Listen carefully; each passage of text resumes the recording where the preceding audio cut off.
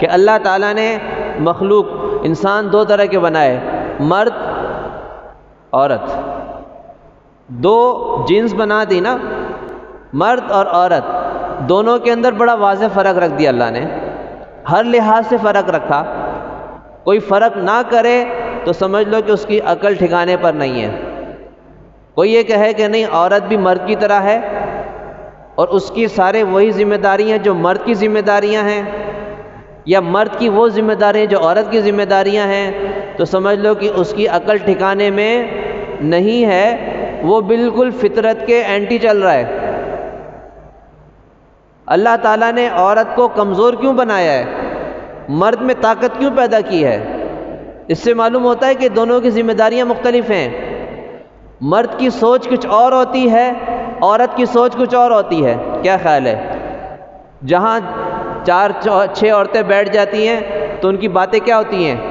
بھائی فلاں کا سوٹ ایسا، فلاں کا نیکلس ایسا، فلاں کے بندے ایسے، چوڑی تو دیکھو، بس دیکھنے سے تعلق رکھتی ہے، اس نے میک اپ اس سے کروایا ہے، کون سے پارلر میں گئی تھی میک اپ کروانے کے لیے۔ ساری گفت و شنید کا جو ہے نا لب لباب یہی ہوتا ہے، لیکن مرد جو ہے نا وہ اس قسم کی گفتگو ان میں نہیں ہوتی ہے۔ وہ جب بیٹھتے ہیں ایک دوسرے کے سوٹ کو نہیں دیکھتے خاص کر۔ کیا خیال ہے؟ ان کی گفتگو کیا ہوگی؟ یا تو دکانداری سے متعلق ہوگی، بزنس سے متعلق ہوگی، کام سے متعلق ہوگی، اور دنیا کے جو جھمگٹے ان سے متعلق ہوگی۔ تو اللہ نے سوچ بھی مختلف بنائی ہے، تو اس سے معلوم ہوا کہ اللہ نے دونوں کی فطرت مختلف بنائی ہے۔ اللہ نے مرد کو قوت اس لیے دے دی کیونکہ اس کے ذمہ لگا دیا کہ تم نے کمانا ہے، تم نے دنیا کما کے اپنا پیٹ بھی پالنا ہے، اور اس کے ذمہ لگا دیے کہ تم نے اپنے بیوی بچوں کا پیٹ بھی پالنا ہے۔ یہ اس کی ذمہ داری لگا دی ہے۔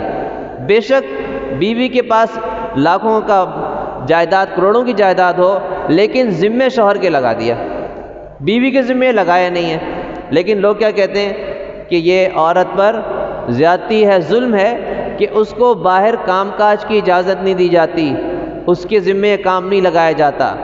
جنہوں نے یہ ذمہ لگایا ان سے پوچھو کہ عورت کتنی رل رہی ہے وہاں پر، عورت کتنی رل رہی ہے۔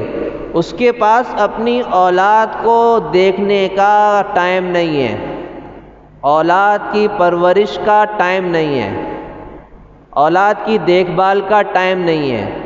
مجبوراً بیبی سیٹر کے پاس جا کے اپنی اولاد کو چھوڑتی ہے، پھر وہ نکلتی ہے کام پر، اور 8-10 گھنٹے کام کر کے واپس آتی ہے، تو وہ جو بچہ ہے نا وہ اس کو حقیقی ماں نہیں ملتی، اور اس کو ایک کرائے کی ماں ملتی ہے۔ کرائے کی ماں اور حقیقی ماں میں زمین آسمان کا فرق ہے یا نہیں ہے؟ حقیقی ماں جو محبت دے گی وہ کرائے کی ماں دے سکتی ہے بھلا؟ لیکن وہاں پر بچے کو کرائے کی ماں کے ذریعے سے محبت دلوائی جاتی ہے تو نہیں دے سکتی۔ لیکن جب وہ گھر پہنچتی ہے تو گھر پہنچنے کے بعد بھی پھر آزاد نہیں ہوتی ہے، پھر وہی بچہ اس کے پاس آ جاتا ہے، اس کی دیکھ بھال پھر بھی کرنی پڑ رہی ہے۔ جتنی بھی جان چھڑانے کی کوشش کی، آخرکار وہ بچہ اس کے گلے پڑا، تو اس نے تو وہاں پر اتنی خدمتیں بھی کی لوگوں کی، گھر میں آ کر پھر شوہر آ گیا تو اس کی خدمت باقی ہے۔ تو خدمت سے تو جان نہ چھٹی۔